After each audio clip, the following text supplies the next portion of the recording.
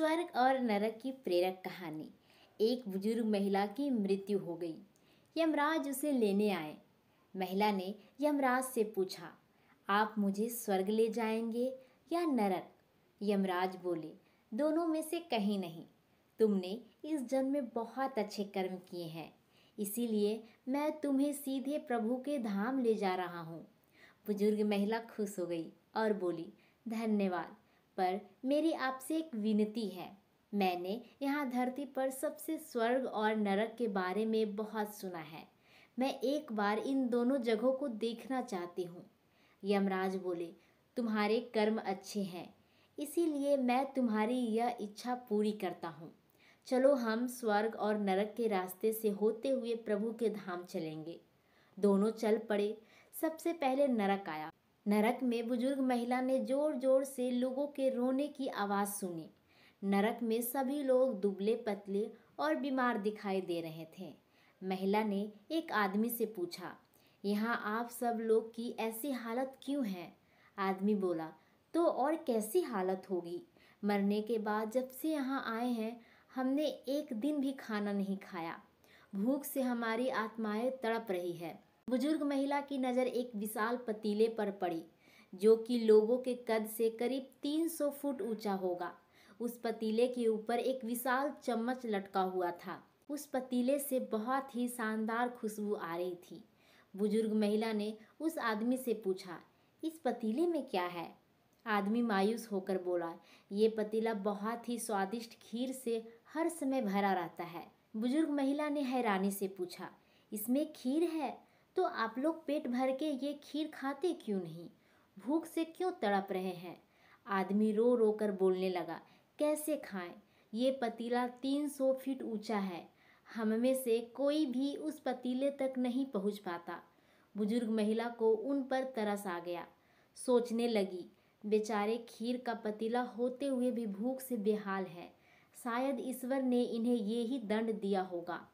यमराज बुजुर्ग महिला से बोले, चलो हमें देर हो रही है। दोनों चल पड़े। कुछ दूर चलने पर स्वर्ग आया। वहाँ पर बुजुर्ग महिला को सबकी हंसने और खिलखिलाने की आवाज़ सुनाई दी। सब लोग बहुत खुश दिखाई दे रहे थे। उनको खुश देखकर बुजुर्ग महिला भी बहुत खुश हो गई। पर वहाँ स्वर्ग में भी बुजुर्ग महिला की नज़र वैसे ही 3 फुट ऊंचे पतीले पर पड़ी जैसे कि नरक में था। उसके ऊपर भी वैसा ही चम्मच लटका हुआ था। बुजुर्ग महिला ने वहाँ के लोगों से पूछा, इस पतीले में क्या है? स्वर्ग के लोग बोले, इसमें बहुत ही स्वादिष्ट खीर है। बुजुर्ग महिला हैरान हो गई। उनसे बोली, पर ये पतीला तो 300 फीट ऊंचा है। आप लोग तो इस तक पहुँच ही नहीं पाते होंगे। उस हिसाब से तो आप लोग को खाना मिलता ही नहीं होगा। आप लोग भूख से बेहाल होंगे।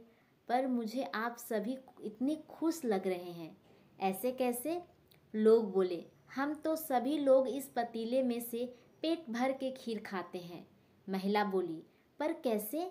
पतीला तो बहुत ऊंचा है। लोग बोले, तो क्या हो गया? पतीला ऊंचा है तो यहाँ पर कितने सारे पेड़ हैं।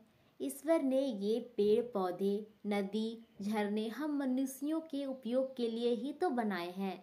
हमने इन पेड़ों की लकड़ी ली, इसको काटा, फिर लकड़ियों के टुकड़ों को जोड़ के विशाल सीढ़ी का निर्माण किया। उस लकड़ी की सीढ़ी के सहारे हम पतीले तक पहुँचते हैं और हम सब मिलकर खीर का आनंद लेते हैं। बुजुर्ग महिला यमराज की तरफ देखने लगी।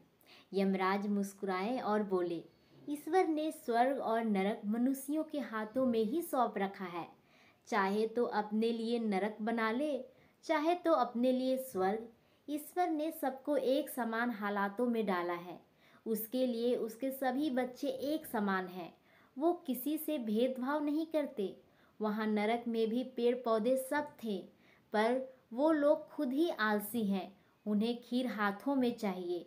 वो कोई कर्म नहीं करना चाहते, कोई मेहनत नहीं करना चाहता, इसीलिए सब भूख से बेहाल है। यही तो ईश्वर की बनाई इस दुनिया का नियम है। जो कर्म करेगा, मेहनत करेगा, उसी को मीठा फल खाने को मिलेगा। अर्थात स्वर्ग और नरक आपके हाथ में ही है। मेहनत करे अच्छे कर्म करे और अपने जीवन को स्वर्ग बनाए।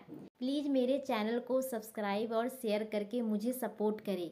कहानी आपको कैसी लगी नीचे कमेंट में हमें ज़रूर बताएं। कहानी सुनने के लिए आपका बहुत बहुत धन्यवाद।